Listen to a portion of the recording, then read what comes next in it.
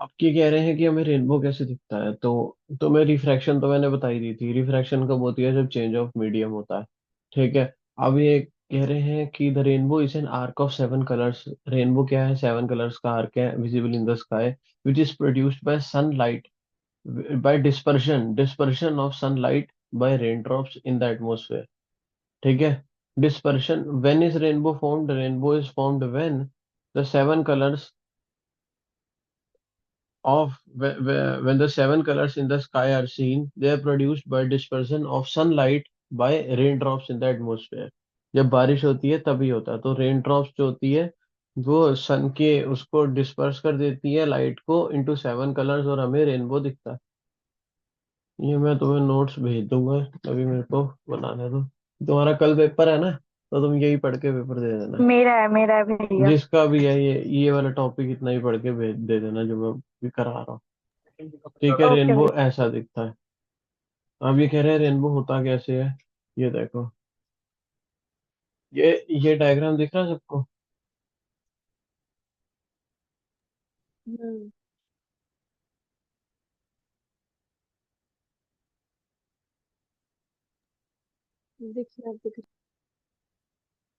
दिख रहा है भैया। तो, हाँ, तो ये देखो, ये सन से ये एक वाइट लाइट आई। ठीक है। वाइट लाइट आई, ये क्या है? एक पानी की बूंद है। क्या है? वाटर रेन ड्रॉप या वाटर ड्रॉपलेट। ठीक है। अब ये पानी की बूंद के अंदर सनलाइट एंटर करी। पहले लाइट कौन सी मीडियम से आ रही है? एयर से। एयर से कहाँ घुसी? लिक्विड के अंदर, वाटर रेयर। में घुसी। तो ये कौन सा है? रेयरर। ये कौन सा है? डेंसर। डेंस। तो denser. It will bend towards the normal या अवे वो फ्रॉम द जो- नॉर्मल? टुवर्ड्स हाँ। The normal. इस केस में नॉर्मल कहाँ बनेगा? नॉर्मल, मान लो ऐसे कैसे कहीं पे भी बना दो तो ये नॉर्मल के पास बेंड हो गई। अब नॉर्मल के पास बेंड हुई, तो white light always splits into 7 colours. क्यों? क्योंकि उसकी वेवलेंथ सबकी अलग अलग होती है। तो ये 7 कलर्स की उसमें बट गई। विबग्योर यहाँ पे बना पहले इस तरफ। अब रेन ड्रॉप के या तो वो लाइट यहाँ से निकल जाती है बाहर, पर वो निकलती नहीं है। रेन ड्रॉप के अंदर एक चीज होती है, टोटल इंटरनल रिफ्लेक्शन। क्या होती है? Total internal reflection. इसका मतलब क्या होता है? लाइट जितनी आई उतनी की उतनी वापस रिफ्लेक्ट कर गई। उसको रिफ्रैक्ट करना चाहिए था, मतलब उसको यहाँ पहले इधर देख लो सारे। ये पहले इसके अंदर घुसी बूंद के अंदर, फिर बूंद से इस वाले हिस्से में आए बूंद के। अब यहाँ से इसको बाहर निकलना चाहिए था, बट ये बाहर नहीं निकलती। ये यहाँ से रिफ्लेक्ट करती है। ये जो रिफ्लेक्ट करती है इसको हम कहते हैं टोटल इंटरनल रिफ्लेक्शन। ये और क्यों होती है? रिफ्लेक्शन जब रिफ्लेक्ट करती है उसके बाद उसके बाद विबग्योर फिर बना देती है। विबग्योर तो बना ही चुकी है, क्योंकि जैसे ही रिफ्रैक्शन हुई है पहले फर्स्ट सरफेस पे, तो यहाँ पे विबग्योर बन चुका, क्योंकि हाँ। व्हाइट लाइट थी ना, वो 7 कलर में बट गई। अब वही 7 के 7 कलर हम्म। टोटल इंटरनल रिफ्लेक्शन होके इस वाले सरफेस पे आ गए। हाँ। रेन ड्रॉप के इधर आ गए। अब यहाँ पे रिफ्रैक्शन होगी, और ये 7 के 7 कलर हमें ऐसे बाहर रेनबो की तरह दिखेंगे, और हमारी आंख को रेनबो दिखता है। सबसे ऊपर वाला कलर रेड होता है, नीचे वाला कलर वायलेट। इसमें अगर आपने बोला कि जैसे रेन ड्रॉप में गई तो उसके बाद ये इस साइड ऑपोजिट साइड क्यों हो रही है तो वर्ड नॉर्मल के। मैं समझा नहीं। ये अवे फ्रॉम द नॉर्मल ही तो है। नॉर्मल के पास तो इधर होना चाहिए था, पर ये तो अवे ही जा रही है नॉर्मल से। रेयर से डेंसर में जाएगी तो टुवर्ड्स नॉर्मल होगी ना। रेयर टू डेंसर, हाँ, तो टूवर्ड्स द नॉर्मल ही तो है। अलग अवे थोड़ी कर दिया नॉर्मल से। ये उसके एक बार पास ही है। अलग से डायग्राम बना के फिर समझा दो। तुम इसके नॉर्मल पे मत जाओ, तुम ये देखो, ये रेन ड्रॉप है, एक वाइट लाइट आई, ठीक है, सन से। वो बेंट टुवर्ड्स द नॉर्मल होती, नॉर्मल नॉर्मल छोड़ दो। ये एक एस ये अब 7 कलरों में बट गई, अपने 7 कलर। ठीक है। ये यहाँ स्पेक्ट्रम बन गया। अब ये जो यहाँ पे इस सरफेस पे, ये सरफेस वन था ड्रॉप का। ड्रॉप के सरफेस वन पे क्या होती है? रिफ्रैक्शन। ये क्वेश्चन आता है कि वन पे क्या हुआ, टू पे क्या हुआ। सेकंड पे क्या होता है? Total internal reflection. ये क्यों होता है? इसका रीजन है कि ये जो लाइट रेज जब गिरती है ना ड्रॉप पे, इस पॉइंट पे ऐसे एंगल पे गिरती है कि वो कुछ क्रिटिकल एंगल वाली चीज होती है, वो तुमने अभी पढ़ाई भी नहीं है तो तुम छोड़ दो। तो यहाँ टोटल इंटरनल रिफ्लेक्शन होता है, और उसके बाद यहाँ से फिर ये सातों की सातों लाइटें थर्ड सरफेस पे आती हैं, थर्ड सरफेस पे क्या होता है, दोबारा एक रिफ्रैक्शन बार होता भैया, है। क्या? एक बार भैया ये वाला रिपीट करना, टोटल इंटर ये रिफ्लेक्शन की होती है, रीजन बताने पर ही। इसका रीजन होता है क्योंकि इसका angle of incidence critical angle से ज्यादा होता है, इस वजह से होती है। अच्छा ठीक है।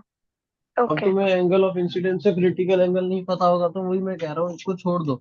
या तो क्रिटिकल एंगल ज्यादा होता है या एंगल ऑफ इंसिडेंस ज्यादा होता है, कुछ तो ज्यादा होता है, तो इस वजह से ही होती है। तुम्हें उसमें पढ़ना ही नहीं है ओके अभी के लिए। अभी के लिए तुम बस ठीक मानो है ठीक। फर्स्ट सरफेस पे रिफ्रैक्शन होती है, सेकंड सरफेस पे टोटल इंटरनल रिफ्लेक्शन होती है, थर्ड पे फिर से रिफ्रैक्शन होती है। फर्स्ट पे क्या होता है, हम्म। रेयरर टू डेंसर, और थर्ड पे क्या होता है, डेंसर टू रेयरर। अब अंदर से डेंसर टू बाहर जा रही है। मीडियर। अब ये हमारी ये आंख है, और ये हमारी आंख को साथ के साथ कलर दिखेंगे, और हम कहेंगे रेनबो दिख गया। समझ गए रेनबो? रेनबो में क्या हो रहा है, ये दो बार हाँ रिफ्रैक्शन हो रहा भैया। है और एक बार टोटल इंटरनल रिफ्लेक्शन हो रही है, बस यही है rainbow. The rain drops act like many small prism. अब ये कह रहे हैं कि हमें रेनबो कैसे दिखता है, कि अब ये जो एक रेन ड्रॉप था, ये एक नहीं, ऐसे तो हजारों रेन ड्रॉप होते हैं, एक रेन ड्रॉप ने हमें रेनबो दिखा दिया, ऐसे बहुत सारे हैं, तो हमें एक रेनबो ऐसे इंद्रधनुष की तरह ऐसे दिख जाता। ठीक है। हमें रेनबो कैसे दिखता है, रेनबो तुम्हें बता दिया कैसे बनता है, रेनबो हमें दिखता कैसे है। ये देखो, एनसीईआरटी वालों ने भी ये डायग्राम बना रखा है, ये रहा रेनबो इन द स्काई। ठीक है। एनसीईआरटी अब तुम अपने आप पढ़ लोगे ना, अगर तुम्हारा कल पेपर है एनसीईआरटी, तो स्तुति पढ़ लोगे, और सिया तुम भी, मैं समझा देता हाँ हूँ अभी। हाँ हाँ। है ना? हम्म। हाँ भैया ओके। ये वाला टॉपिक मैं करा चुका था, ये वाला। अब ये इसके अंदर आया, any light gives a rainbow is a natural spectrum appearing in the sky after rain shower, ये अंडरलाइन कर लेना। It is caused by dispersion of sunlight. It is caused by dispersion of sunlight by tiny water droplets, यही बताया, tiny water droplets के अंदर वो disperse करती है उसको into seven colors. A rainbow is always found in a direction opposite to that of sun. सूरज इधर था तो रेनबो कहाँ बना? सामने थोड़ी बना इसके, यही यहीं पे अपोजिट बनता है ना, बनता है। नीचे ही बनता है। तो अपोजिट बनता है, ये ऐसे ही याद रखना। वाटर ड्रॉप्स जो होती हैं, एक प्रिज्म के अंदर क्या होता था, व्हाइट लाइट सेवन कलर्स में बटती थी। तुम्हें मैंने ये डायग्राम बताया ना, कि ये दो दो प्रिज्म वाला भी बताया है ना मैंने। दो प्रिज्म वाला। कि मतलब एक प्रिज्म से ये स्पेक्ट्रम गया, फिर अगर हमने एक उल्टा प्रिज्म रख दिया, तो ये स्पेक्ट्रम जब उस प्रिज्म पे जाएगा, तो साथ की नहीं साथ नहीं, लाइट फिर से एक लाइट में सिर्फ बन जाएंगी, और एक से फिर एक बता लाइट रहा हूँ, निकलेगी। अच्छा, सिर्फ ये एक ना, से बता रहा ये रिकॉम्बिनेशन ऑफ स्पेक्ट्रम होता है। इसके अंदर क्या होता है, एक प्रिज्म है, जब एक प्रिज्म से लाइट पास करती है, ये देखो, एक प्रिज्म है, व्हाइट लाइट आई, ये सात कलर में बट जाएगी, और ये हमें सात के सात कलर दिखेंगे, है ना? पर अगर मैं इसके सामने एक उल्टा प्रिज्म दोबारा रख दूं, और जब ये साथ की साथ इस प्रिज्म पे गिरेंगी, तो ये इकट्ठी होके एक लाइट बना देंगी, व्हाइट लाइट। पहले व्हाइट टू सेवन कलर बने, अब सेवन टू व्हाइट लाइट बन जाएगी, और यहाँ से व्हाइट लाइट ही डिस्पर्स हो जाएगी। तो व्हाइट लाइट अगर मैं पास करता हूँ एक प्रिज्म से, और मेरे को व्हाइट लाइट ही चाहिए, तो मेरे को एक तो सीधा प्रिज्म चाहिए और एक इन्वर्टेड प्रिज्म चाहिए। ऐसे करने से मेरे को व्हाइट लाइट ही बीम वापस मिल जाएगी। आ गई बात समझ में? हूँ। हाँ भैया। यस। ये तो है, ये पढ़ लेना एक बार, ठीक है। और अभी मैं वो पढ़ा रहा था, दे रिफ्रैक्ट एंड डिस्पर्स। यार ये कैसा है ये इनका, they refract and disperse the incident sunlight, then it reflects internally and finally refracts, यही है। एक बार रिफ्लेक्शन हुई, एक बार रिफ्रैक्शन, फिर रिफ्लेक्शन, टोटल इंटरनल रिफ्लेक्शन, और फिर दोबारा रिफ्रैक्शन। पहले रेयरर टू डेंसर, फिर डेंसर टू रेयरर। आ गई बात समझ में? हाँ भैया। Yes. Due to dispersion of lights and internal reflection, ये लाइट डिस्पर्स हो गई ना सात कलर में, उसकी वजह से, और डिफरेंट कलर्स हमारी आंख को दिखते हैं, इस वजह से हम कहते हैं कि हमें रेनबो दिख गया। You can see rainbow in a तो sunny white day when you may look at ऐसा स्काई क्या थ्रू। होता है जो सेवन कलर कंटेन होते हैं उसमें, मतलब होते हैं? क्योंकि व्हाइट लाइट के अंदर सेवन कलर्स होते, व्हाइट लाइट बनती ही सेवन कलर्स की है, और सेवन कलर्स डिस्पर्स कर जाते हैं क्योंकि उन सबकी अलग अलग वेवलेंथ तो होती है। सेवन कलर्स को मिक्स कर देंगे तो व्हाइट कलर बनेगा? व्हाइट कलर का नेचर ही ऐसा है, व्हाइट कलर बना ही सेवन कलर्स से मिलके है। ओके। व्हाइट कलर की बात नहीं हो रही वैसे, व्हाइट लाइट की बात हो रही है इधर। वही। अब आ रहा है atmospheric refraction. You have you might have observe that.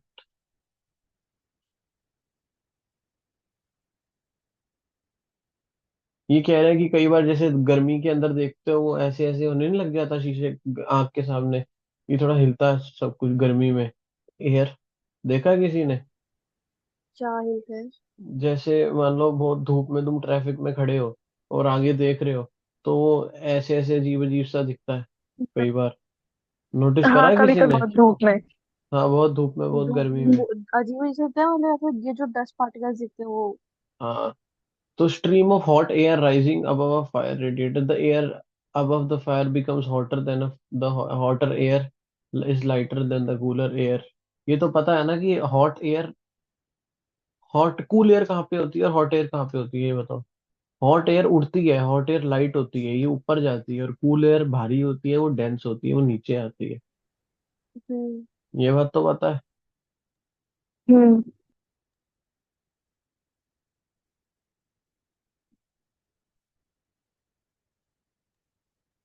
अब आ रहा है टॉपिक एटमॉस्फेरिक रिफ्रैक्शन का। ये मैंने तुम्हें करा दिया रेनबो फॉर्मेशन।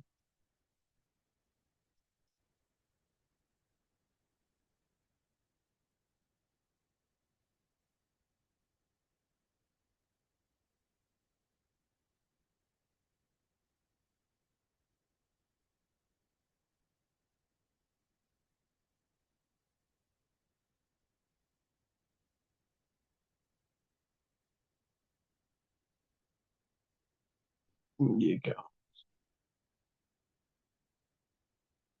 ठीक है। In the same atmosphere we have layers of different optical densities। ये कहना चाह रहा है कि जिस एटमॉस्फेयर में हम रहते हैं वहाँ पर डिफरेंट डिफरेंट तरह की लेयर्स हैं। कोई हॉट हॉट कोई एयर, कोई लेयर है जिसके अंदर डेंस एयर है, डेंस मतलब कूल एयर है, हॉट एयर है, ऐसे है। तो रिफ्रैक्शन जो होती है हमारे एटमॉस्फेयर के अंदर होती है इस cost per earth atmosphere having air layers of optical densities. हमारी जो एयर लेयर्स है उनकी ऑप्टिकल डेंसिटीज है, इसी रीजन की वजह से हमारी एटमॉस्फेरिक रिफ्रैक्शन होती है। ऑप्टिकल डेंसिटी मतलब हमें देखने में ना, फिर वो देखने से हम पता बता सकते हैं कि ये मतलब डेंस लेयर है। एयर के अंदर जितनी भी लेयर्स हैं उसकी डेंसिटी ज्यादा होती है, एटमॉस्फेयर इसलिए क्या थोड़ी होता है पहले तो रिफ्लेक्शन ये होती है। बताओ मेरे को, एटमॉस्फेयर पढ़ा है किसी ने इसमें? ये अर्थ है। मेरे को एटमॉस्फेयर बताओ क्या होता है, पहली लेयर कौन सी होती है? यार अगर तुम्हें ये नहीं पता ना कि एटमॉस्फेयर के अंदर लेयर्स होती हैं, कितनी लेयर्स उसमें होती हैं, कौन पहली कौन सी होती है? सबसे पहली तो होती है ट्रोपोस्फियर शायद। हाँ।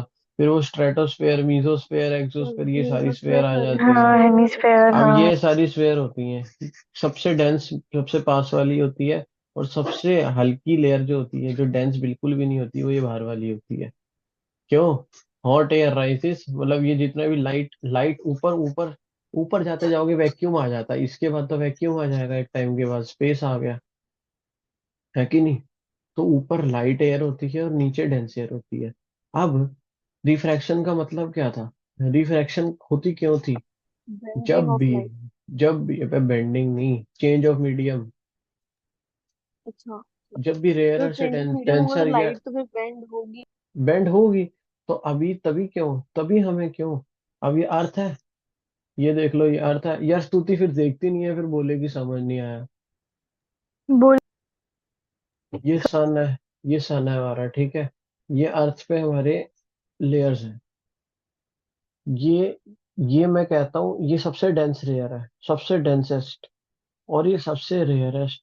और ये ऐसे एक ऑर्डर में है कि डेंसिटी डेंसिटी बढ़ रही है और यहाँ पे डेंसिटी घट रही है, ऐसे ही हो रहा है।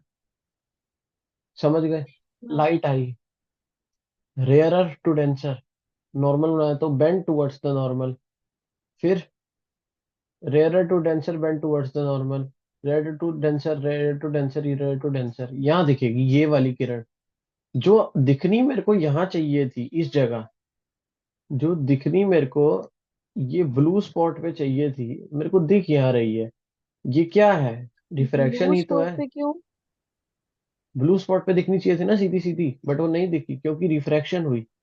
रिफ्रैक्शन क्यों हुई? क्योंकि हमारी एटमॉस्फेयर की लेयर के अंदर ऑप्टिकल डेंसिटीज है, सारी ये जो लेयर लास्ट सेम वाली डेंसिटी जो की आपने नहीं। रेट टेढ़ी करी है, या आपने लाइक टेढ़ी हो गई है आपसे, या फिर लाइक जैसे आ रही थी वैसी आएगी?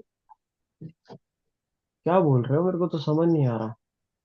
जैसे आपने ये सन की रेज यहाँ पे डाली, ठीक है, तो आपने एक लेयर लगाए ना, एक एक लेयर में से लेके आ रहे हो। ये देखो, मेरी ये सन की लाइट आ रही है, ठीक है, ये ब्लू वाली आई मेरी, bend towards the normal, hmm. Bend towards the normal, फिर थोड़ी और बेंड कराई, फिर थोड़ी और बेंड कराई, और फिर यहाँ पे दिख गई लाइट। मान लो एग्जांपल दे रहा हूँ यार, बेंड करा करा के मेरे को लाइट यहाँ पे दिखी, जबकि आ वो कहाँ से रही थी, इस जगह पे। और अगर सीधी सीधी आती बिना एटमॉस्फेयर के तो मेरे को टू पे दिखती, और मेरे को दिख कहाँ रही है वन पे। इसका क्या मतलब है? ये क्या हो रहा है, रिफ्रैक्ट हो रही है लाइट रे, सीधी नहीं आई, वो रिफ्रैक्ट हो रही है, बेंड हुई। हाँ। बेंड क्यों हुई? क्योंकि ऑप्टिकल डेंसिटी से, डेंसिटी फर्क है हमारे एटमॉस्फेयर में, इसी कंसेप्ट को हम क्या कहते हम्म। हैं, एटमॉस्फेरिक रिफ्रैक्शन। इसी को ही तो कहते हैं। तो जितनी बार वो और जितनी भी लेयर से रिफ्रैक्ट होते हाँ हुए तो रिफ्रैक्शन जाएगी, होएगी। तो रिफ्रैक्शन तो एक मतलब,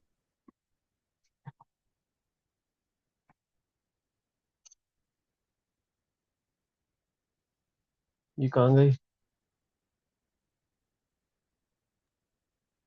भैया पता नहीं, इसका नेटवर्क इशू हो गया शायद, लीव कर दिया इसने, या है, आ गई।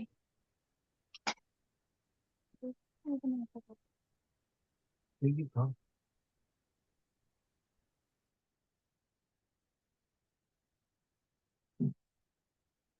इसको आने दो।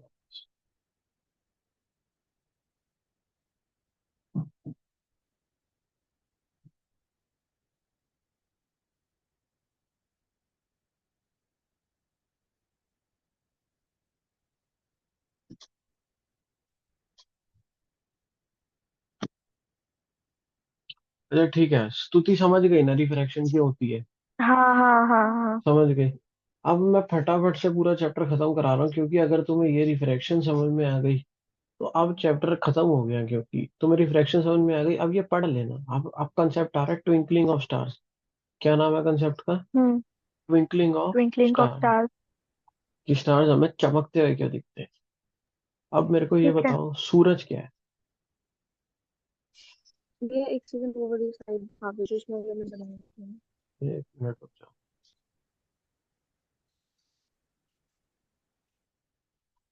हाँ बोलो। पहले वाली स्लाइड जिसमें भी आपने वो बनाई थी, वो लेयर्स कहाँ गई जो वाली। मैंने कराई थी अभी?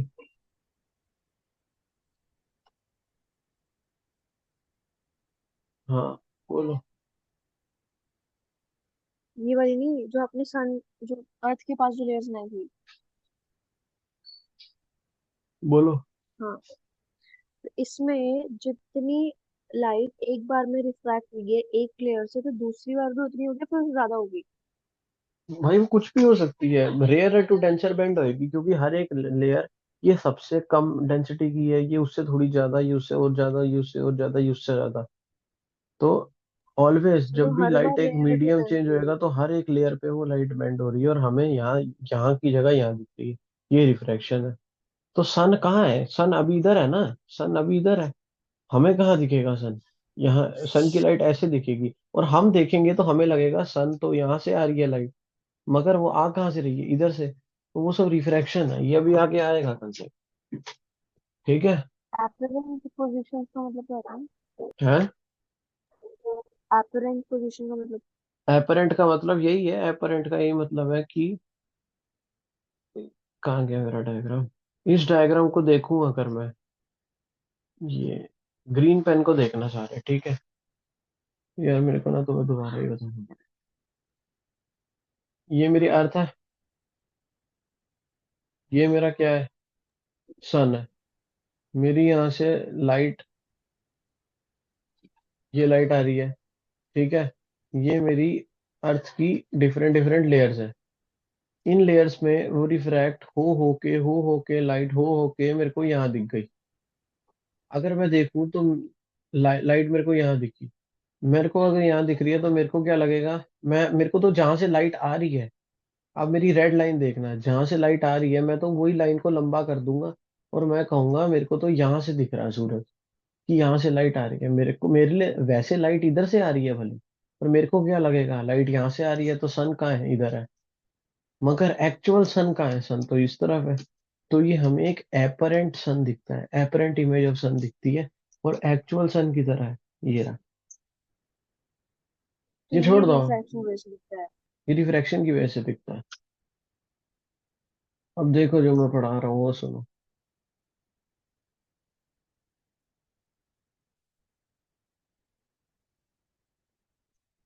ट्विंकलिंग ऑफ स्टार्स, मेरे को बताओ सन क्या है, एक सन, सन एक स्टार है। अच्छा। स्टार, स्टार का मतलब जो भी लाइट एमिट करता है, स्टार का क्या मतलब होता है, लाइट एमिट जो करता है। लाइट एमिट का मतलब जो ऐसे जो जल रहा होता है, वो बर्न कर रहा है, हर स्टार बर्न करता है, हर स्टार की एक लाइफ होती है कि वो इतने साल बाद जल के खत्म हो जाए। अब हमें स्टार ऐसे ट्विंकल करते हुए क्यों दिखते हैं, ट्विंकल करते हुए हमें इसलिए दिखते हैं कि the continuous changing of atmospheric refracts the light from stars by different amounts from one moment to the next. Therefore, the star light reaching our eyes increases and decreases continuously due to refraction, and the stars appears to twinkle at night. ये देखो, ये कह रहे हैं कि जो star की जो लाइट आती है, ये हमारे हर एटमोसफेयर में, हर जगह, जब जब भी रिफ्रैक्ट करती है।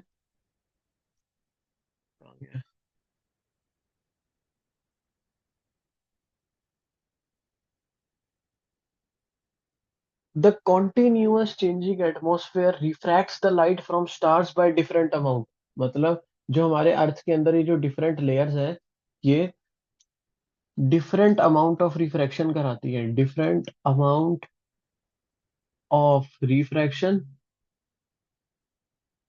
Through different layers of atmosphere. इसी रीजन की वजह से different amount of light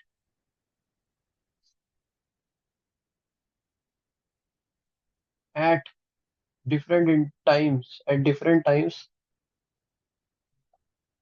come to eye. और हमें लगता है एक टाइम पे बहुत ब्राइट लाइट आ गई, एक टाइम पे बहुत डिम लाइट आ गई, तो हमें लगता है फिर ब्राइट आ गई, फिर डिम आ गई, और हमें क्या लगता है कि ये तो ट्विंकल कर रहे हैं, चमक रहे हैं, जबकि वो चमक नहीं रही। ये सब हो किस लिए रहा है, रिफ्रैक्शन की वजह से। आगे बात समझ में, ये आंसर है। एनसीईआरटी से पढ़ के आंसर लिख लेना, अब मैंने तुम्हें बेसिक बता दिया है, ठीक है। हाँ ओके ये भैया। आंसर है, ये लखमीर सिंह में पढ़ लेना इसको। दो stars okay. Twinkle at night but planets do not twinkle. अब प्लैनेट्स क्यों नहीं करते, प्लैनेट्स क्यों नहीं ट्विंकल करते प्लैनेट्स के बताओ। लिए प्लैनेट्स की अपनी ग्रेविटी नहीं लाइट ही नहीं है होती। तो क्या एमिट, एमिट करेंगे ना।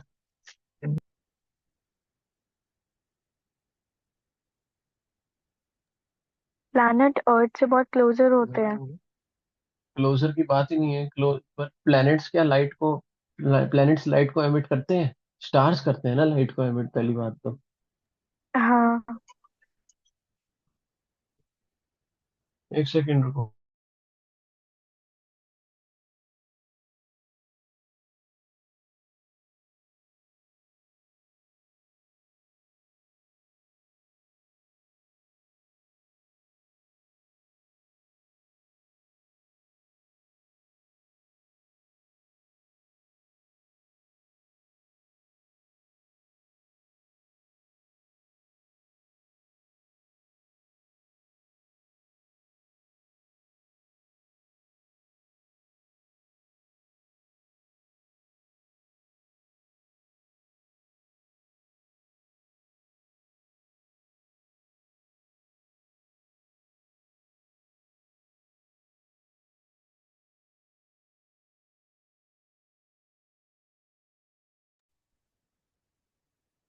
हेलो, हाँ।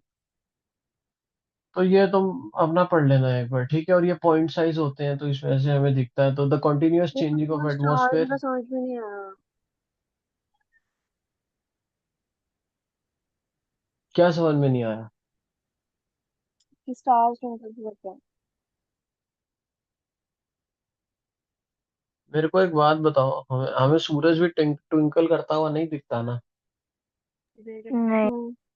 एक और इसकी थ्योरी होती है कि स्टार्स आर पॉइंट्स। अब मेरे को एक बात बताओ, अर्थ कितनी बड़ी है, इतनी बड़ी है, तो स्टार इतना सा होता है। Stars are point sized objects, बहुत छोटे होते हैं स्टार, और ये सब बहुत बहुत दूर होते हैं। तो जो स्टार से लाइट आती है, अर्थ से, अगर मैं कहता हूँ सूरज से कोई लाइट आएगी या प्लेनेट से मान लो आती भी है, तो प्लेनेट से ऐसे लाइट आएगी। पर जो स्टार से लाइट आएगी, वो लाइट ऐसे आएगी अर्थ के पास। वो एक सिंगल रे की तरह आएगी, और ये वाली लाइट हमें पूरी आएगी, हमें पूरा प्लेनेट दिखेगा। लेकिन हमें स्टार पूरा नहीं दिखता। स्टार हमें इतना सा दिखता है, असल में वो होता इतना है। ऐसे दिखता क्यों है? क्योंकि वो बहुत दूर से आ रहा है। और वो बहुत दूर से आ रहा है, तो हमें एक पॉइंट साइज ऑब्जेक्ट की तरह दिखता है। इस वजह से जैसे ही उसकी रिफ्रैक्शन होती है, हमें सिर्फ एक बीम ऑफ लाइट दिखती है कि कम ज्यादा कम ज्यादा कम ज्यादा हो रही है, तो हमें लगता है कि वो ट्विंकल कर रहे हैं। आगे बात समझ में? और ट्विंकल हाँ क्यों कर भैया। रहे हैं? Atmospheric refraction. और एटमॉस्फेरिक रिफ्रैक्शन क्यों हो रहा है? क्योंकि डेंसिटी अलग अलग है हर एक एटमॉस्फेरिक लेयर की। आ गई बात समझ? हाँ भैया। अब ये कह रहे हैं why do star seems to be higher. इसका मतलब स्टार जहां जहां से लाइट आ रही है ना, एक्चुअली वो स्टार वहां पे है नहीं। हमें स्टार ऊंचा दिखता है। ये इमेज देखो, ये जो मैंने पेस्ट, ये देखो, मैं ड्रॉ कर रहा हूँ।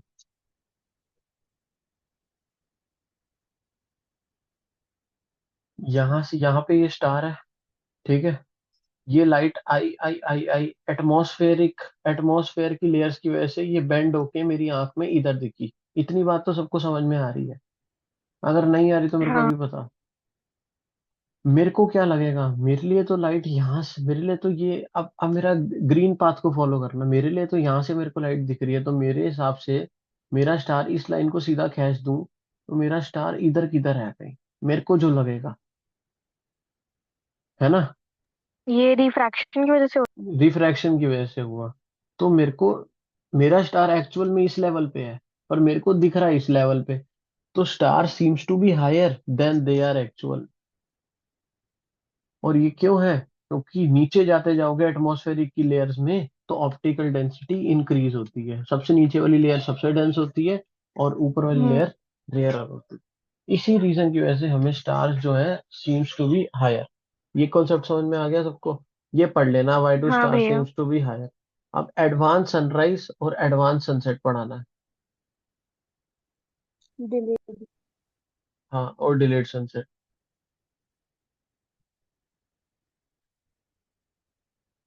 ये डायग्राम देखो, ये हॉराइजन है। हॉराइजन तो सबको पता है कि हॉराइजन, तो बताना नहीं पड़ेगा, हॉराइजन तो सबको पता ही है। एक्चुअली सन नीचे था, सन की लाइट आई, अब ये अर्थ की एटमॉस्फेयर है, तो वो बेंड होके हमें यहाँ दिखी। बट हमें क्या लगेगा, हमें सन, हमारी आंख में लाइट तो यहाँ से आ रही है, तो हम उसको एक्सटेंड करते हैं, और हमें लगता है कि सन यहाँ आ रहा है। तो हम, ये सन की कौन सी पोजीशन है? Apparent position. और ये कौन सी पोजीशन है? सन की एक्चुअल पोजीशन। तो सन एक्चुअल में हॉराइजन के ऊपर आया नहीं है, जबकि हमें लग रहा है कि वो आ चुका है। और ये जो डिले होता है, ये 2 मिनट का होता है एक बारी में। अब ये लोग कहना चाह रहे हैं कि वो जो डिले 2 मिनट का है, अगर, रुक जाओ। हम्म अब ये कह रहे हैं, मान लो, अब ये, अब सनसेट बना रहा हूं मैं, सनसेट, वो सनराइज था। सनसेट में क्या होता है, सन होराइजन के ऑलरेडी ऊपर है, और वो होराइजन के नीचे जाके डूब जाएगा। ये हमारी आंख है इधर। लाइट ने ऐसे आना था, लाइट ने ऐसे आना था, मान लो वो ऐसे आई आंख के अंदर, ठीक है। अब मेरी आंख को क्या लगेगा कि सन तो, मेरे तो जहां से लाइट आएगी, मैं तो उस लाइट को एक्सटेंड करूंगा और देख लूंगा कि यहाँ सन है। मेरे लिए सन का है, मेरे लिए तो सन डूब चुका है पहले, जबकि वो एक्चुअल में नहीं डूबा। तो ये मेरे को डिलेड सनसेट है। हमें सनसेट पहले दिख जाए। हमें नहीं यार,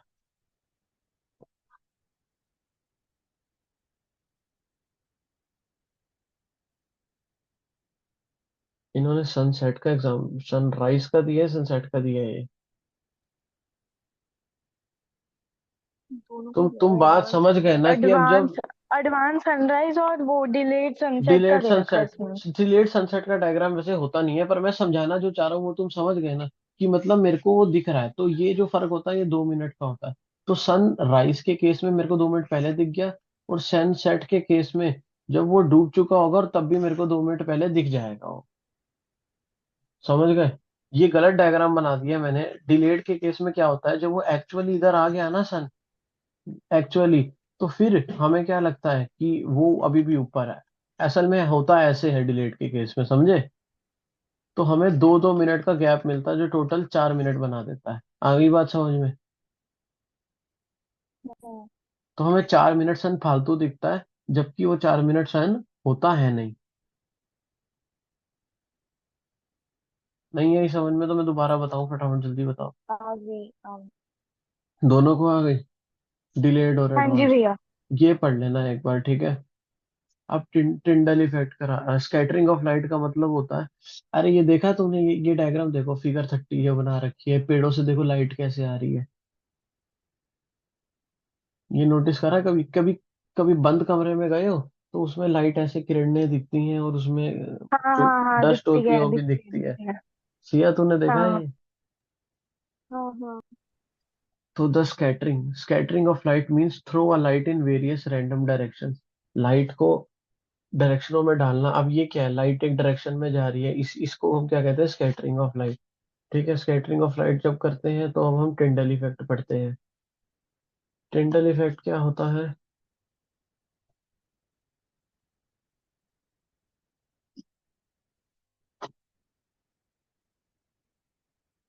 scattering of light by particles in path is called Tyndall effect. मतलब लाइट आ रही है, बीच में कुछ पार्टिकल आ गया, उसने उसकी लाइट को हिला दिया उसके रास्ते से, फिर कुछ चीज आ गई, फिर उसने लाइट का पार्ट डेविएट कर दिया, आनी यहाँ से थी, दिख यहाँ रही है। तो ये scattering of light because of some particles is called Tyndall effect. Tyndall is discovered when the white light, consisting of seven colors, is passed through a clear liquid having small suspended particles in it. Then the blue color of white light, having shorter wavelength, is scattered much more than the red, having longer wavelength. ये क्या कहना चाह रहे हैं, बता रहा हूँ।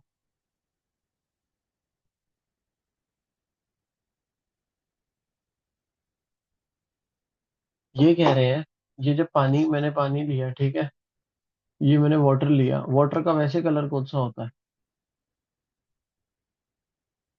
अपने ट्रांसपेरेंट। अपने घर में जो पानी देखते हो, क्या वो ब्लू कलर का पानी आता ब्लू। है? नहीं। नहीं नहीं। ट्रांसपेरेंट कलर का आता है, पर समुंदर कौन से कलर का है? ब्लू। ब्लू। सोचा है क्यों? अगर तुम बाहर पानी रख दोगे ना, एक बाल्टी में डाल के, तो वो ब्लू स्काई दिखेगा तुम्हें। की जो, अरे जो स्काई का जो कलर होता है वो रिफ्लेक्ट होता है उसमें। नहीं, पानी पे व्हाइट लाइट पड़ी, कौन सी लाइट पड़ी? अच्छा। White light consist of 7 colours. कौन से हैं? वाइट वी लाइट आई कैसे बी। पड़ी? व्हाइट लाइट के अंदर, अबे सूरज से कौन सी लाइट आ रही है? सूरज से yellow white light, orange. Yellow yellow orange और नहीं ऑरेंज आती, नहीं उसको आती। व्हाइट लाइट कहते हैं जो सूरज से आती है। अच्छा अच्छा, ओके ओके ओके। और विब ग्योर के अंदर ये ब्लू कलर भी है, ठीक है? अब ब्लू कलर की हम्म। वेवलेंथ बताओ, रेड की ज्यादा है कि वी की ज्यादा है? वी। V V violet. इसकी वेवलेंथ ज्यादा है और इसकी कम है। हाँ। पक्का? हाँ हाँ। इसकी वेवलेंथ वेवलेंथ वॉयलेट सबसे की ज्यादा ज्यादा। है, उसके बाद कम होती जाती है। हम्म।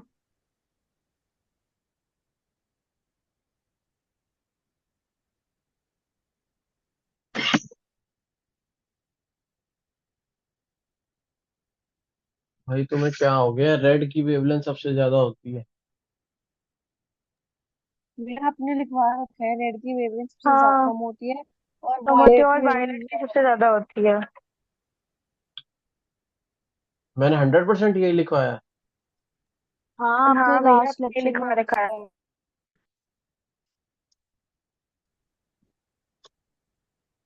Last lecture.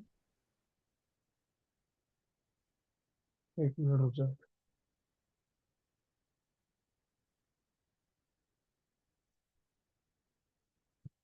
रुक जाओ।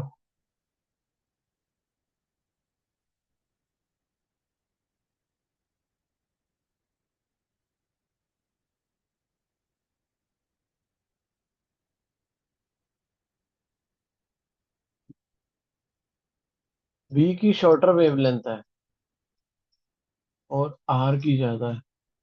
यार लिखवाया तो यही है, पर ये क्या कह रहे हैं?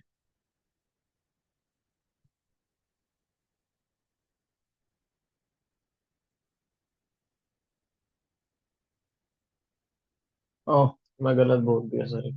अब ये कहना चाह रहे हैं कि इस केस में ये जो ब्लू लाइट होती है ना व्हाइट लाइट में, प्रिज्म के केस में तो पूरा साथ की साथ स्प्रेड होती है ना, हमें दिखती है। बट जब भी वाटर वाली मीडियम में आती है ना, तो ये बी वाली लाइट, इसकी वेवलेंथ थोड़ी कम है और रेड की वेवलेंथ सबसे ज्यादा है। तो ये बी वाली ज्यादा स्कैटर करती है, तो मतलब ज्यादा बी वाली फैल गई, रेड वाली हमें कम दिखती है, इस वजह से हमें वाटर ब्लू दिखता है। अब ये मैं क्यों बता रहा था मतलब इसका? ये blue है। क्या? मतलब हमें वो है कि अगर वाटर में आती है तो कौन सी ज्यादा होती है? टिंडल इफेक्ट जो होता है ना, Tyndall effect scattering of white light से हो रहा है, स्कैटरिंग ऑफ लाइट। इन्होंने डिस्कवर कैसे करा टिंडल इफेक्ट, कि जब white light consisting of 7 colour is pass through a clear liquid.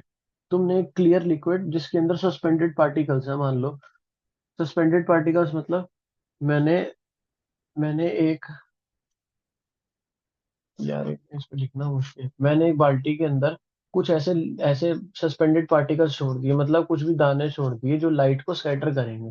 ठीक है। अब जैसी लाइट आई ना, ये कह रहे हैं कि लाइट लाइट व्हाइट लाइट आते ही, blue colour of white light having shorter wavelength, VIBGYOR के अंदर आर की सबसे ज्यादा वेवलेंथ है, वी की सबसे कम है, और बी की आर से कम है ना, बी की वेवलेंथ आर से कम है, मानते हो?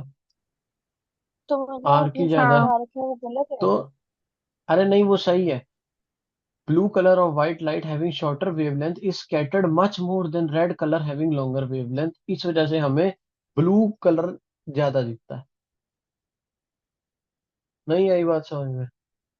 नहीं, वापस से समझाना एक बार। तुम्हें वेवलेंथ क्या होती है पहले ये बताओ? पढ़ाई है? 9th 10th में पढ़ी है, 9th क्लास में पढ़ी है वेवलेंथ?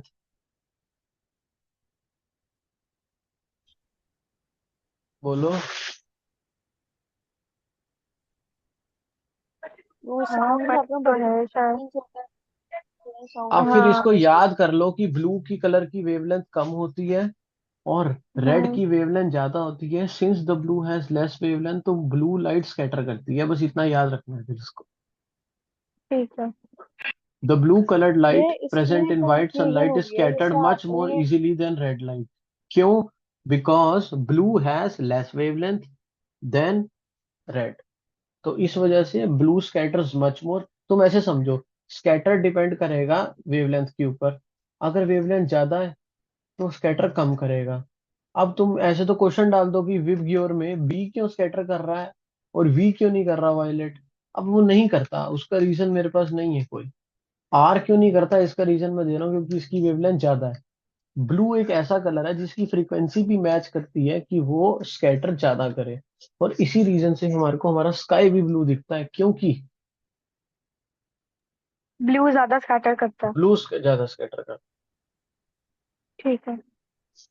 आगे बात समझ सी है? ब्लू ज्यादा स्कैटर करता है क्योंकि उसकी वेवलेंथ कम है रेड से। हाँ। बट रेड की तो कंपैरेटिवली टू ऑल सबसे कम है। रेड की सबसे ज्यादा है। सबसे कम लिखवा रखी है भैया।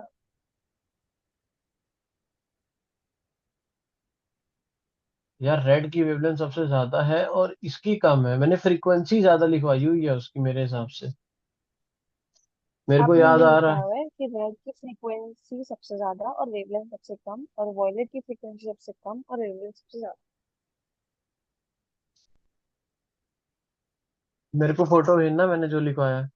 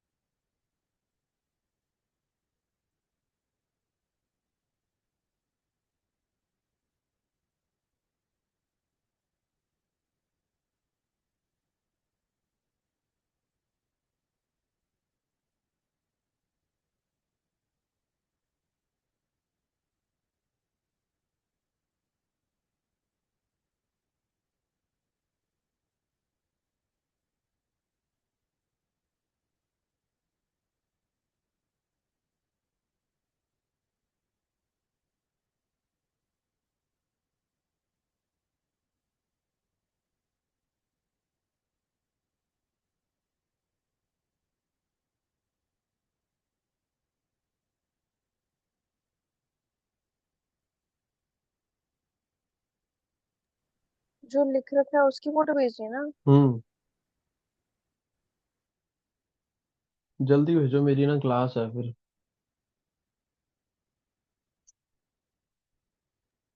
भेज-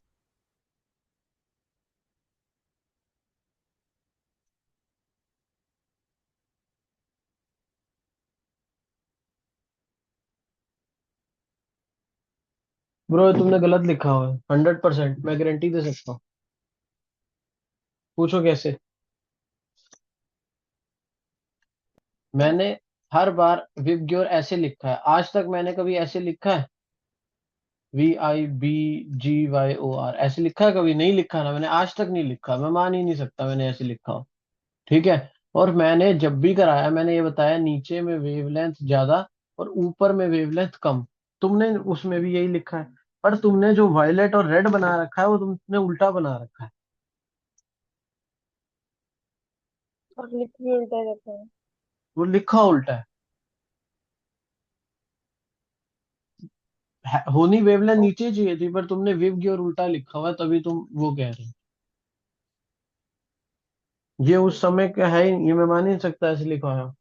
तो ब्लू की रेड की वेवलेंथ सबसे ज्यादा, फ्रीक्वेंसी सबसे कम।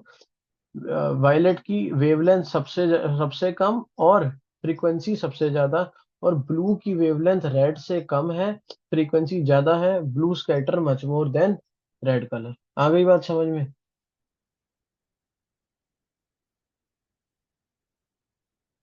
बात समझ में आ हाँ गई? भैया। अब ये देख लो, why sky appears to be blue.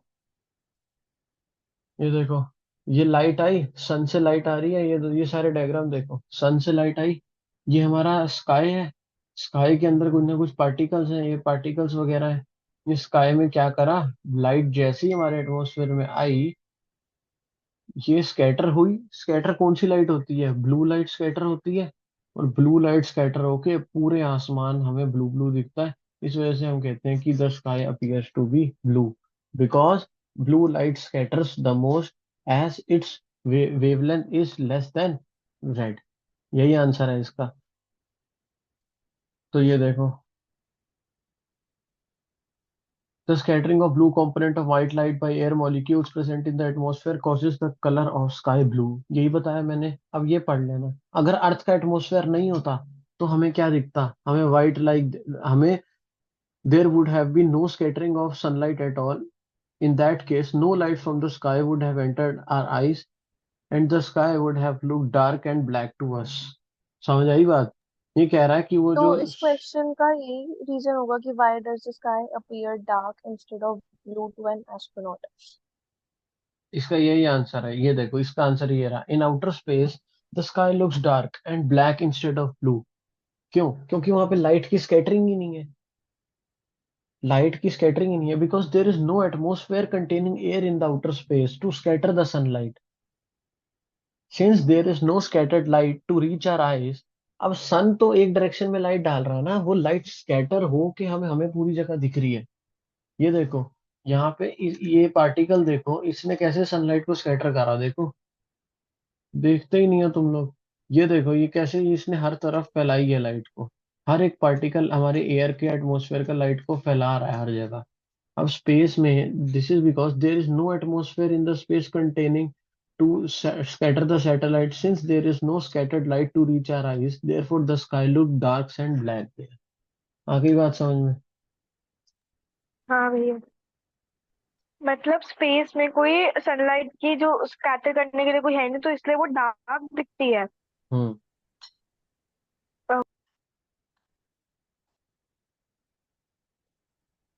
why sun appears red at sunrise and sunset? The sun and the surrounding sky appears red at the sunrise and sunset because at the time blue color present in the sunlight has scattered out and away from the line of our sight, leaving behind mainly red color in the direct sunlight beam that reaches our eye। ये कह रहा है कि जब sunset और sunrise होता है तो ये हमारी आंख है। ये सुन लो सिया, फिर ये इंपॉर्टेंट टॉपिक है। ये देखो, ये हमारी तीन तीन आंख है, तीन तरह से हम देख रहे हैं। पहली पहली बार हम यहाँ से कहाँ है मेरा पेन? पहली पहली बार हम यहाँ से देख रहे हैं, फिर यहाँ से देखेंगे, फिर यहाँ से देखेंगे। पहले सन कहाँ है? Near the horizon. क्या है, ये सन से लाइट गई, most of the blue light ना स्कैटर हो गई। अगर ब्लू लाइट स्कैटर हो गई तो लाइट बची कौन सी, रेड लाइट, जो स्कैटर नहीं होती क्योंकि इसकी वेवलेंथ ज्यादा है। तो हमें हमारी आंखों में जो लाइट पहुंचती है वो रेड लाइट पहुंचती है, और ब्लू लाइट सारी स्कैटर कर जाती है। समझ आई।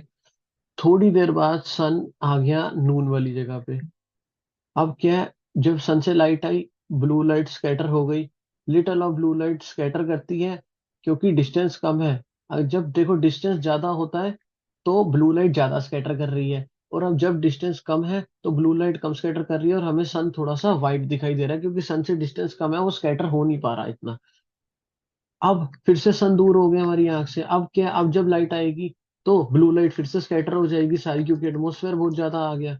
और अब हमें सन क्या दिखेगा, व्हाइट, क्योंकि red light do not scatter, sun से जो लाइट आ रही है वो रेड रह गई है। अब क्योंकि डिस्टेंस दूर है, एटमॉस्फेयर बहुत सारे आ गए बीच में, एटमॉस्फेयर की लेयर, तो इन्होंने डिस्पर्स कर दिया, ब्लू लाइट सारी स्कैटर कर दी और दिख रही है रेड। जब यहाँ पे है, जब डूब गया सन, तो भी हमें क्या दिख रहा है, रेड। पर जब सन हमारे ऊपर है सर के, ठीक है, जब अर्थ के बहुत पास है, ये डिस्टेंस दूर है और ये डिस्टेंस पास है, एटमॉस्फेयर की लेयर से इतनी रिफ्रैक्शन नहीं होगी जितनी इस केस में होनी चाहिए थी। तो अब इस केस में क्या होगा, ब्लू लाइट कम स्कैटर करेगी और सन हमें थोड़ा व्हाइट दिखता है जब सर के ऊपर होता है, और थोड़ा रेड दिखता है जब वो सनसेट या सनराइज की उसमें होता है।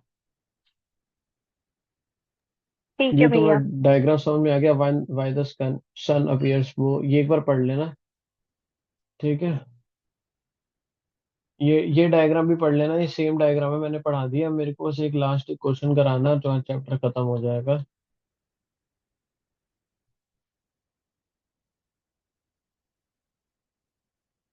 डिफेक्ट्स ऑफ विजन पढ़ लिया था तुमने। यस। ये एक एनसीईआरटी का क्वेश्चन कराना, मैं ये करा देता हूँ।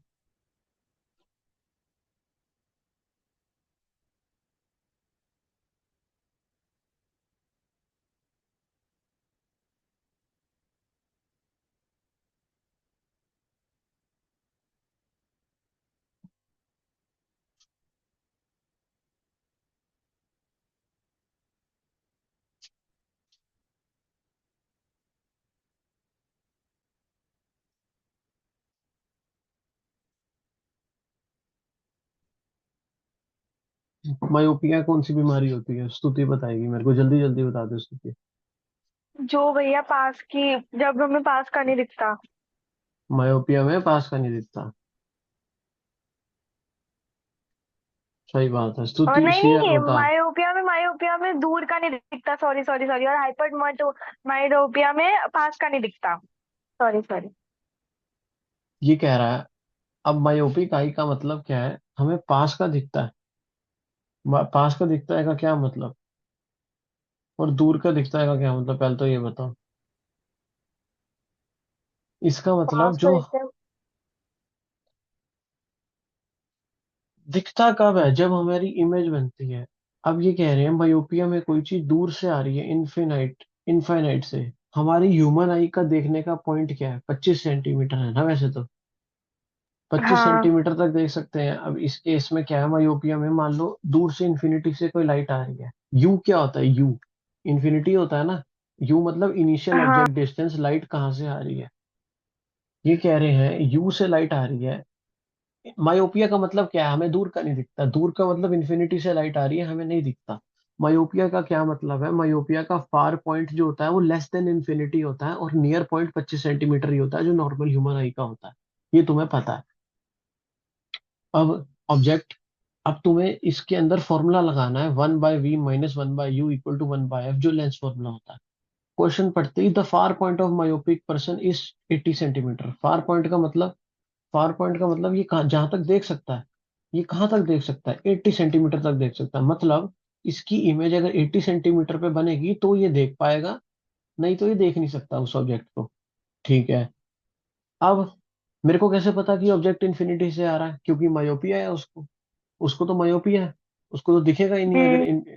और उसकी इमेज कहाँ है, ये 80 सेंटीमीटर पे बननी चाहिए, उसको उसका फार पॉइंट क्या है, उसको कहाँ से दिखेगा, उसको 80 पे दिखेगा। What is the nature and power of lens required. Nature of lens क्या होगा, कनकेव या कन्वेक्स। कॉन्केव। कॉनकेव लगाते हैं इसके अंदर। हाँ क्या मायोपिया भैया। लगाते हैं? कॉन्केव। वही, मायोपिया में। मायोपिया में और हाइपरमेट्रोपिया में क्यों लगाते हैं कॉन्वेक्स। ये हाइड बताओ? कॉन्वेक्स में। क्यों लगाते हैं? उसको कॉन्केव करेक्ट करने के लिए। अबे कन्वर्जिंग डाइवर्जिंग वो बताओ। अच्छा। मायोपिया में इमेज रेटिना के पहले बनती है, रेटिना के बाद बनती है? रेटिना के पहले बनती है। और पहले पहले। हाइपरमेट्रोपिया में बाद रेटिना के बनती है। पीछे बनती है। बाद में बनती है। बिहाइंड। अब ये तुम्हें पता लग गया। अब ये एक नेमिंग कन्वेंशन तुमने पढ़ी होगी, अगर इधर होता है तो नेगेटिव लेते हैं, यहाँ से होता है तो पॉजिटिव लेते हैं, ये तो तुमने पढ़ा होगा लाइट हम्म। चैप्टर में। अब हाँ। इमेज डिस्टेंस, इसको नेगेटिव लो ना लो फर्क नहीं पड़ता, वन बाय इन्फिनिटी लिख दूंगा तो क्या जीरो ही हो जाना है इसमें तो। पर मैं v को माइनस हाँ। एट्टी लिख रहा हूँ, ठीक है। और one by V minus one ठीक है। By U equal to one by F. One by V मतलब one by minus eighty minus one by minus infinity equal to one by F, ये तो जीरो हो गया। तो एफ क्या आ गया मेरा? One by F equal to one by minus eighty. अब एफ क्या आ गया? Minus eighty. माइनस एट्टी का क्या मतलब है? इधर की साइड होगी उसकी फोकल लेंथ, इस तरफ। माइनस का मतलब है इस तरफ। और फोकल लेंथ मेरे को कितनी चाहिए? -80 सेंटीमीटर। वो क्या होती है? जीरो माइनस 0.8 मीटर, मतलब मेरा जो 0.8 मीटर की फोकल लेंथ का मेरे को चश्मा चाहिए। अब पावर निकालनी है। पावर का फॉर्मूला क्या होता है? 1/f। Power equal to 1/-0.8। Power power के लिए हमेशा in metre, focal length centimetre में नहीं चाहिए मेरे को, मीटर में चाहिए। तो जो मेरी -80 सेंटीमीटर आई थी, मैंने उसको कन्वर्ट करा मीटर में, और फिर मैंने वन ये बाय एफ कैसे करा। होता है? पावर कैसे निकाले वो था दोबारा? 1/f, 1/फोकल length. फोकल लेंथ कितनी है तो मेरी? One one by by zero eighty point eight 1/0 अच्छा। -0.8। और ये जो 1/80 नहीं लिखना, 80 तो सेंटीमीटर है। वन बाय माइनस हाँ। 0.8 मीटर, मीटर में होती है फोकल लेंथ अगर पावर निकालनी है तो। पावर की क्या यूनिट होती है? डायोप्टर। अब ये आंसर डायोप्टर। नेगेटिव में आएगा। पावर इक्वल टू 1/f, और फोकल लेंथ होनी चाहिए मीटर में। अब मेरा आंसर मीटर आया में। -1.25 डायोप्टर। और माइनस का मतलब है दूर का चश्मा। ये है तुम्हारा, इतने नंबर का चश्मा लगा हुआ है, जिसका जिसकी इमेज 80 सेंटीमीटर पे बन रही है, और दूर से जो ऑब्जेक्ट आ रहा है। ये क्वेश्चन क्लियर हो गया, इसकी घर पे प्रैक्टिस कर लेना। ठीक है। जिसकी पावर पॉजिटिव में आती है तो उसको हाइपरमेट्रोपिया होता है। हाँ, वो हाइपरमेट्रोपिया का केस है। अभी हाइपरमेट्रोपिया का न्यूमेरिकल आ गया। ये लास्ट न्यूमेरिकल है, फिर खत्म क्लास। हो गया चैप्टर खत्म। हाइपरमेट्रोपिया के केस में दूर का दिखता है लेकिन पास का नहीं दिखता है, यही होता था। Near point of an hypermetropic eye is 1 metre. Near point का क्या मतलब है? कि उसको जो दिख रहा है। पास। नियर पॉइंट का मतलब होता है कहाँ पे दिख रहा है। कहाँ पे दिख रहा है का मतलब होता है कहाँ इमेज बन रही है। पहले के केस में क्या था? Far point. फार पॉइंट से दिखता था, मतलब इमेज फार पॉइंट पे बनेगी तो दिखेगा। अब इमेज कहाँ बननी चाहिए? 1 मीटर पे। तो 1 मीटर पे बना देंगे। 1 मीटर कहाँ है? आंख के अंदर थोड़ी बनाते हो इमेज, आंख का लेंस है, आंख के अंदर तो कुछ नहीं बनाते। जो भी बनाते हो नेगेटिव ही लोगे, तो -1 मीटर इक्वल टू -100 सेंटीमीटर होगी मेरी इमेज बननी चाहिए। मेरा ऑब्जेक्ट कहाँ है? ऑब्जेक्ट किधर होना चाहिए? हाइपरमेट्रोपिया के केस में मेरे को पता है, मायोपिया के केस में ऑब्जेक्ट कहाँ से आ रहा है? इन्फिनिटी नियर से। पॉइंट। कि इन्फिनिटी से हमें दिख नहीं रहा। अब इस केस में हाइपरमेट्रोपिया में क्या होगा? 25 सेंटीमीटर की, 25 सेंटीमीटर से नहीं दिख रहा, 25 से आ रहा है पर दिख नहीं रहा। तो नियर पॉइंट ये है, और ये हमने ले लिया 25 सेंटीमीटर, -25। ये भी माइनस। अब वही formula 1/v minus 1/u equal to 1/f, ये लगा के वैल्यू डाल के सॉल्व करना।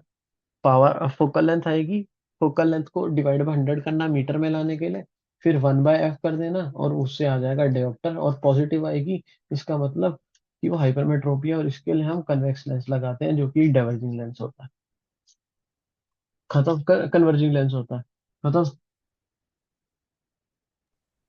हम्म। ये दो न्यूमेरिकल हाँ भैया। प्रैक्टिस कर लेना, ये लखमीर सिंह से ये पढ़ लेना, और चैप्टर खत्म हो गया ठीक कॉन्वेक्स है। तुम्हारा। लेंस डाइवर्जिंग लेंस होता है और concave. Convex lens converging lens होता है, कॉनकेव लेंस डाइवर्जिंग लेंस होता है। तो डाइवर्जिंग अगर होता है तो उसकी इमेज कहाँ मिलती है फिर आई में? अबे तुम भूल गए क्या सब कुछ? मत बोलना ऐसे मेरे साथ, मजाक मत करो इस समय। जो आंख के अंदर हाइपरमेट्रोपिया होता है तो ये रेटिना है। इमेज कहाँ बनती थी रेटिना की इधर। तो हमें कॉन्वेक्स हम्म। लेंस यूज करते थे कि जो लाइट आए वो हम उसको ऑलरेडी थोड़ा ऐसे करके दें कि वो इमेज पहले रेटिना पे बना दे। और अगर कौन और मायोपिया है, और अगर मायोपिया होता था किसी को जिसकी इमेज पास बनती थी, तो हम क्या करते थे, उसको कॉनकेव लेंस देते थे कि तेरी भी इमेज वही बने। मायोपिया के केस में कॉनकेव लेंस देते हैं। हाँ।